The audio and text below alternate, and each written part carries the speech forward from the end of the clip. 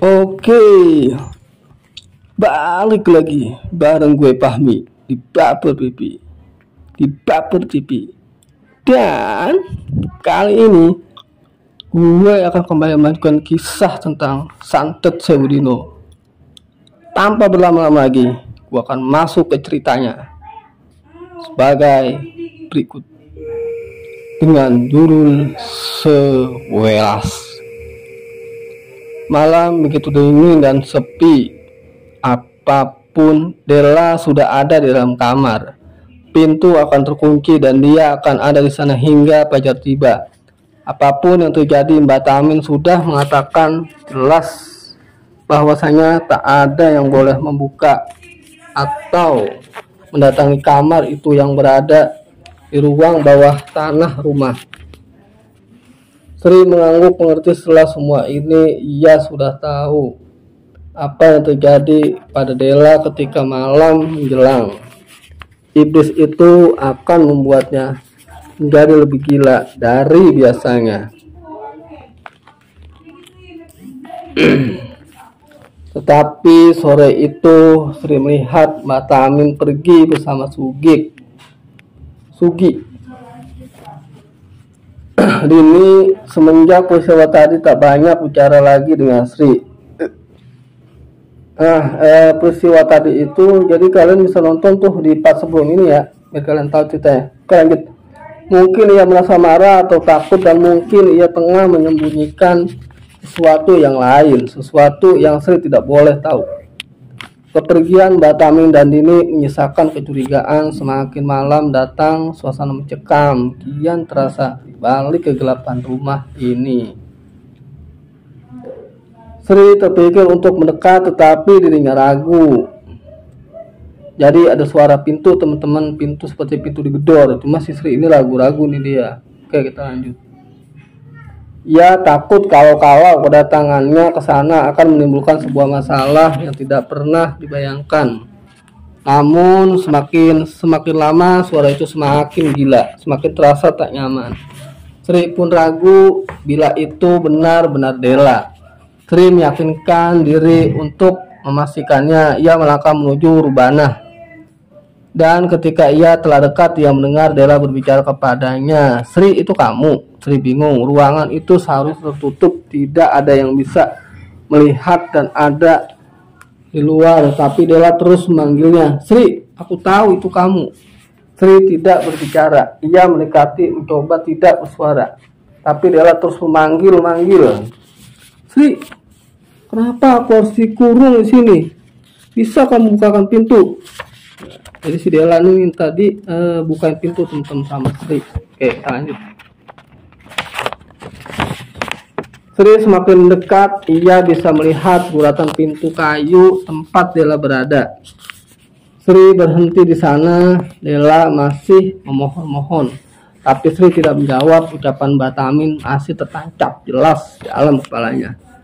Hening. Sri tidak lagi mendengar suara Della. Ia mencondongkan kepala berusaha mendengar ada apa di dalam ruangan itu. Sayup-sayup terdengar suara Della menangis. Suaranya begitu lirih sampai Sri harus menempelkan telinga. Tangisan Della begitu menyayat hati. Sri tertegun. Ia terjerembab dalam sunyi. Sebelum suara pintu digebrak sangat keras membuat Sri terlonjak kaget. Della berteriak-teriak keras, maksa ingin keluar. Keluarkan aku. Kamu tahu kalau kamu sedang dalam masalah yang sama sepertiku, kata Della. Sri tidak mengerti. Ia hanya berdiri mematung menatap pintu kamar tersebut.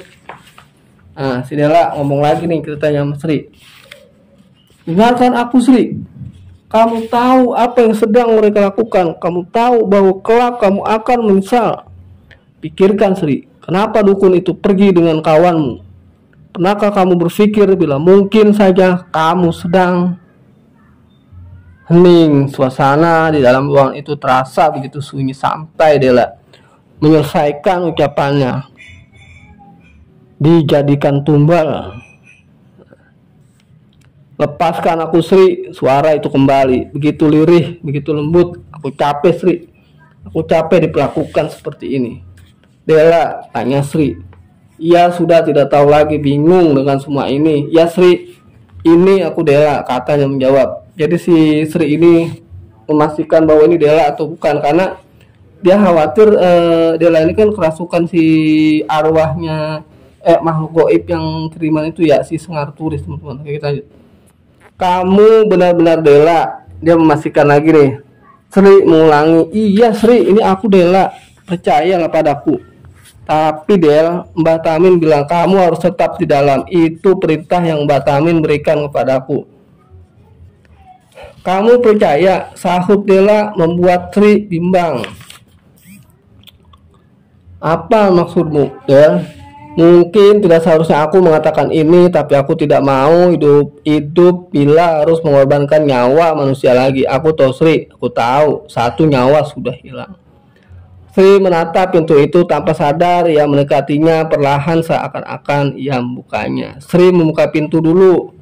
Sri membuka pintunya dulu. Akan aku katakan semuanya kalau kamu mau membuka pintu ini. Jadi si Sri ini disuruh buka pintu nih sama si Dela karena dia masih terkunci.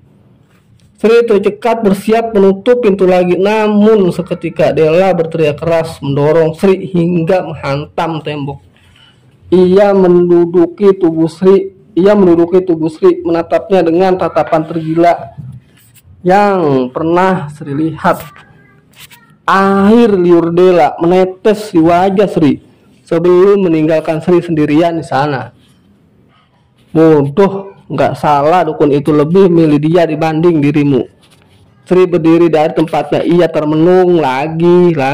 Ia melakukan kebodohan yang tak berguna. Sri berteriak memanggil Dela, tetapi gadis itu pun menghilangkan tanpa jejak. Aku bisa mati kalau orang tua itu kembali. Malam semakin larut, tetapi Sri tak kunjung menemukan gadis itu. Mbak Sri, sini, katanya. Sri tertegun saat sebelum mendekatinya. Apa maksudmu mengatakan itu? Tanya Sri. Mengatakan apa? Tumbal. Dela tersenyum lebar. Wah. Sri kini berdiri tepat di bawahnya. Kamu benar-benar ingin tahu ya? Tanyanya. Baiklah, aku akan katakan, Mbak Sri. Dela melompat ke depan. Sri menghindar, berusaha menyingkirkan wajahnya dari tatapan jarak dekat seperti itu. Kamu tahu bahwa esok adalah hari akhir dari kontrak Sewudino yang sudah tertanam di dalam tubuh gadis ini.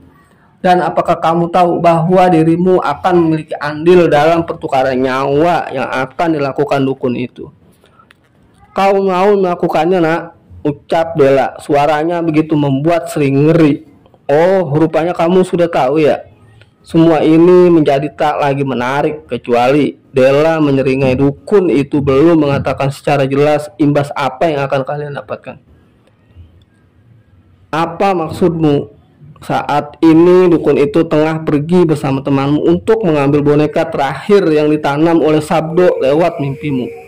Dela menyeringai, benar mimpimu, Nduk. Kamu sudah dimanfaatkan, benar-benar dimanfaatkan tanpa tahu nasib seperti apa yang sudah menunggumu. Aku tidak mengerti. Tentu saja kamu tidak akan mengerti, karena memang seharusnya kamu tidak perlu mengerti. Pada malam ke-1000, dia akan membawa ke dalam ritual pengangkatan santet Sewudino. Kamu bersama gadis ini akan ditidurkan di dalam liang kubur yang sama. Kamu akan merasakan rasa sakit yang teramat sangat, bertukar nasib untuk mendapatkan kembali raga Dela yang saat ini sedang disandra oleh dia. Siapa kamu sebenarnya? Bukankah seharusnya kamu sudah tahu siapa aku? Lantas dia menjawab, aku adalah Sengar Turi. Jadi buat temen-temen yang belum tahu Sengar Turi, silahkan nonton video gue sebelumnya, karena gue udah kupas tuntas siapa Sengar Turi dan seperti apa sosok Sengar Turi. Silahkan kalian nonton di video gue sebelumnya. Kita lanjut. Aku yang dia kirim untuk menghabisi semua keluarga Mojo. Sejak awal kamu seharusnya memang tidak perlu terlibat dengan semua ini, terlalu mahal untuk harga nyawa seseorang yang sangat polos. Tapi aku bisa memberimu penawaran, dan bila kamu mau melakukannya, aku akan pastikan kamu tetap hidup. Sekarang pertanyaannya adalah apakah kamu akan melakukannya? Sri ragu dengan penawaran itu, tapi semua yang dikatakan ada benarnya. Sri perlahan tergoda. Penawaran apa? Della tersenyum menyeringai. Ada satu hal yang tidak dapat aku lakukan saat berada di rumah ini. Aku tidak bisa pergi dari sini. Bila kamu mau melakukan apa yang aku suruh, maka akan aku pastikan mereka semua mendapat bayaran setimpal. Aku ingin kamu membakar 5 pilar payung mayit yang sudah tersebar di dalam rumah ini. Jadi si Sri ini disuruh bakar payung mayit, teman-teman. Kayak gimana bentuknya aku juga nggak paham dah. Ya mungkin payungnya berwarna hitam ya. Kita lanjut. Sri berpikir sejenak sebelum akhirnya mengambil keputusan. Ia menerima. Tanpa membuang waktu, Sri melangkah menuju dapur. Ia mengambil jerigen minyak dan membakar satu persatu payung yang tersebar di 4 sisi halaman rumah. Hanya tinggal satu lagi, payung hijau, terletak tepat di bawah lukisan di ruang tengah. Sri mendekati, mengguyur payung, lalu perlahan mulai menyalakan korek api. Tapi tiba-tiba ia tersadar. Ia tahu arti di balik lukisan itu. Sri menatap lukisan itu lagi. Ia yakin bahwa orang yang ada di dalam lukisan itu adalah Mbah Karsa muda. Mbah Karsa muda, teman-teman, maksudnya. Sri menoleh pada Della. Apakah kamu adalah peliharaan dari Karsa Atmojo? Seringai Della tiba-tiba menghilang dari wajahnya. Sri mengumumkan niat untuk membakar payung itu. Della terlihat marah. Ia berlari menuju Sri tanpa membuang waktu. Sri lari dari tempat itu. Ia bersembunyi dari kejaran Della. Nah, jadi si Sri ini kasarnya tuh uber-uberan, diuber sama si Della. Karena Della tadi udah dirasuki si Sengarturi ya, makhluk kayak gitu tadi. Malam itu begitu sunyi dan hening. Sri terdiam meringkuk di bawah meja. Terdengar langkah kaki Della di sepanjang ruang. Sri, kamu di mana? Tiba-tiba wajah Della berada tepat di depan wajah Sri. Sri tercekat, segera ia bergerak mundur, tapi dengan kasar. Della mencengkram rambut Sri, menarik dari bawah meja. Ia mencekik Sri dengan suara mengeram yang keras. Ia berteriak, "Siji manendu." "Enggak, aku enggak mau melakukannya," teriak Sri. Napasnya tersengal. Della mencekik leher Sri semakin keras, membuatnya mulai kehilangan kesadaran. Sri meraba sekeliling, tak ia temukan apapun di sekitar apa yang bisa membantunya. Satu lagi, terdengar suara mobil masuk, seorang keluar dari dalam sana. Sri menatap sosok yang datang itu. Meski penglihatannya mulai kabur, ia masih bisa melihat sosok itu berjalan perlahan-lahan mendekat. Della menoleh menatapnya. "Wes ojo diteruske merene," katanya. Suara itu familiar dengan telinga Sri. "Tamin wes olen boneka iku nak," nurut ucap Mbak Karsa yang membuat sosok Della menatap takut. Kini Mbak Karsa beralih menatap Sri. "Apa yang sebenarnya terjadi di sini? Kurasa kamu sudah tahu terlalu banyak, Bu," kata Mbak Karsa. Ia duduk dan Della bersimpuh di kakinya. "Sekarang kita akan luruskan semuanya. Besok adalah hari terakhir kami bisa mempercayakan semuanya kepadamu. Pertanyaan hanya satu, masihkah kamu berada di pihakku?" Sri sudah tahu semuanya, tetapi tatapan Mbak Karsa dingin dan membuatnya tak dapat berbicara. Tak dapat membuatnya bicara apa-apa. Dia tahu sosok Mbak Karsa bukan seperti apa yang ia bayangkan. Jadi Mbak Karsa ini dibayangkan adalah orang yang baik, tapi ternyata menurut pengakuan si Della yang dirasuki oleh Sengarturi, makhluk gaib yang dikirim oleh Sablo Kuncoro, itu bahwa Sri ini akan dijadikan tumbal oleh Mbak Karsa. Nah, nggak tahu dah nih mana yang benar ceritanya. Jadi Kita lanjut lagi. Mbak Tamin sudah datang. Ia bersama Dini menatap Tri sendirian terduduk di dalam kamar. Bukankah sudah kuberitahu? Satu-satunya yang tidak kusukai darimu adalah kamu terlalu ingin tahu, Nuk. Katanya Sri menatap mereka semua selama ini. Sri percaya, tapi semua perlahan memudar. Ia kini sudah tahu kenapa ia ada di sini. Akhir dari segalanya, batin Sri dalam diam sebelum pintu kamar tertutup. Oke, sekian dulu teman-teman untuk lanjutan cerita dari Sewu Dino yang berjudul Seweles. Makasih banyak buat teman-teman yang udah nonton dan udah join dari awal hingga akhir. Jika video ini bagus, gue minta support dengan jempol ke atas, bantu share, jangan lupa di subscribe. Dan spesial buat kalian yang emang nonton full dari awal hingga akhir. Oke, kita akan lanjut lagi di part berikutnya dengan judul yaitu Kali Welas. Sekian dari gue. Salam reading, salam ghost enemy. Assalamualaikum warahmatullahi wabarakatuh.